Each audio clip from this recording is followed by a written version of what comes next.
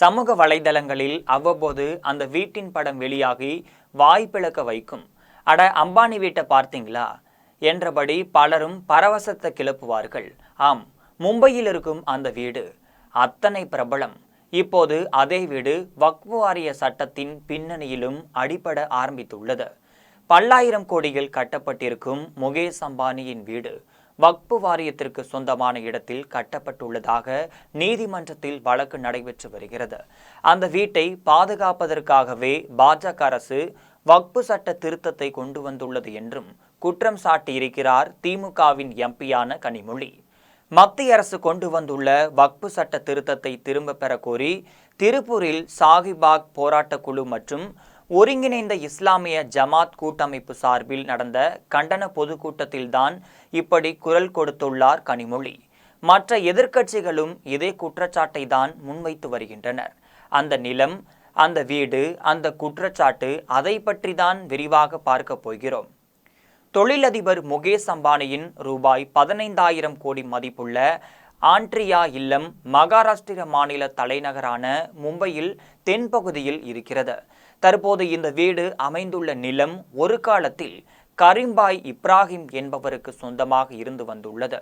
9,000 சதுர மீட்டர் கொண்ட அந்த நிலத்தின் பாதியை மகாராஷ்டிர அரசு 1984ஆம் ஆண்டு பொது தேவைக்காக எடுத்துக்கொண்டது.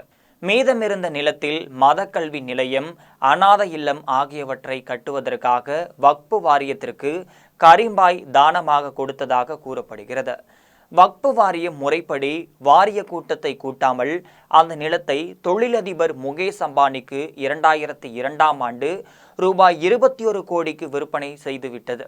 மாநில வக்ஃப் வாரிய தலைமை உறுப்பினர்களான 9 பேரில் 5 பேரின் ஒப்புதலோடு இப்படிப்பட்ட விற்பனை செய்யப்பட்டதாக கூறப்படுகிறது. 4,532 சதுர மீட்டர் பரப்பளவு கொண்ட அமெரிக்கா நிதி நிறுவனத்தின் மூலம் தனது கனவு இல்லமான இந்த ஆண்ட்ரியா இல்லத்தை 2010இல் கட்டி முடித்தார் முகேஷ் அம்பானி. இந்தியாவின் மிக பணக்கார வீடாக கருதப்படும் இந்த இல்லம் 27 மாடிகளை கொண்டது. இதற்கிடையேதான் வீடு அமைந்துள்ள நிலம் தொடர்பாக வழக்கு உச்சநீதிமன்றம் வரை சென்றிருக்கிறது. 2002ஆம் ஆண்டில் கரீம்பாய் கோஜா டிரஸ்ட் மூலம்தான் அம்பானிக்கு நிலம் விற்பனை செய்யப்பட்டுள்ளது. இதற்காக மும்பை சாரிட்டி கமிஷனரிடம் டிரஸ்ட் சார்பில் அனுமதி கேட்கப்பட்டது. அதே ஆண்டிலேயே அனுமதி கிடைத்துவிட்டது. தொடர்ந்து வருவாய்த்துறை, நகர்ப்புற மேம்பாட்டுத்துறை உட்பட 8 அரசு துறைகளும் அந்த நிலத்தை விற்பனை செய்வதற்கு ஒப்புதல் வழங்கியிருக்கின்றனர். 2002இல் அந்த நிலத்தின் சந்தை மதிப்பு ரூபாய் 200 கோடி. ஆனால் வெறும் ரூபாய் 21 கோடிக்கே அம்பானிக்கு விற்கப்பட்டுள்ளது. அன்றைக்கு மாநிலத்தை ஆண்டது காங்கிரஸ் கட்சியே. அதன் அமைச்சரவையில் இஸ்லாமிய மதத்தைச் சேர்ந்த 2 அமைச்சர்கள் இருந்தும் இத்தகைய விற்பனைக்கு எந்த எதிர்ப்பும் தெரிவிக்கவில்லை. அனைத்தும் முடிந்த பிறகு அம்பானிக்கு விற்பனை செய்யப்பட்ட நிலம் மகாராஷ்டிரா வக்ஃப் வாரியத்திற்கு சொந்தமானது என்று கூறி 2003இல் அறிவிப்பு வெளியிட்டது மகாராஷ்டிரா வக்ஃப் வாரியம்.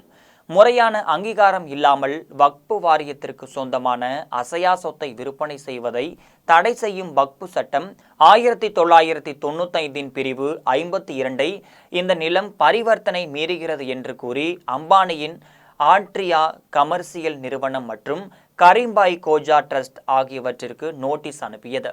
மாநில வக்ஃப் வாரியம் அந்த நிலம் வக்ஃப் வாரியத்திற்கு சொந்தமானது கிடையாது என்றும் கரீம்பாய் கோஜா டிரஸ்ட் மற்றும் ஆண்ட்ரியா கமர்சியல் நிறுவனங்கள் வாதிட்டனர். மும்பை உயர்நீதிமன்றத்தில் அப்துல் மதீன் என்ற ஆசிரியர் சர்ச்சைக்குரிய இந்த நிலத்தின் விற்பனைக்கு எதிராக மனு தாக்கலும் செய்திருந்தார். இதையடுத்து மகாராஷ்டிரா வக்ஃப் வாரியம் உயர்நீதிமன்றத்தில் தாக்கல் செய்த அறிக்கையில் வக்ஃப் நிலம் சட்டவிரோதமாக விற்பனை செய்யப்பட்டுள்ளதாகவும் குறிப்பிடப்பட்டிருந்தது. ஆனால் டிரஸ்ட் தரப்போ சர்ச்சைக்குரிய நிலம் வக்ஃப் வாரியத்திற்கு சொந்தமானது கிடையாது, எனவே வாரியத்திடம் அனுமதி பெற வேண்டிய அவசியம் இல்லை என்றும் வாதிடவே டிரஸ்ட் தரப்பிற்கு சாதகமாக தீர்ப்பளித்தது நீதிமன்றம். மாநில வக்ஃப் வாரியம் உச்சநீதிமன்றத்தில் மேல்முறையீடு செய்துள்ளது. இந்த பின்னணியில்தான் வக்ஃப் நிலத்தில் அம்பானி வீடு கட்டியதில்தான் மத்திய அரசு அவசரமாக வக்ஃப் சட்ட திருத்தத்தையும் கொண்டு வந்திருக்கிறது என்கின்ற குற்றச்சாட்டை எதிர்க்கட்சி உயர்த்தி பிடிக்கின்றனர். பொதுவாக வக்பு வாரியத்தில் என்ன காரணத்திற்காக ஒரு சொத்து கொடுக்கப்படுகிறதோ அந்த காரணத்திற்காகவே மட்டுமே அதை பயன்படுத்த முடியும். வக்பு வாரிய சொத்துக்களை ஒருவர் அனுபவிக்க முடியும், ஆனால் யாருக்கும் விற்பனை செய்ய முடியாது.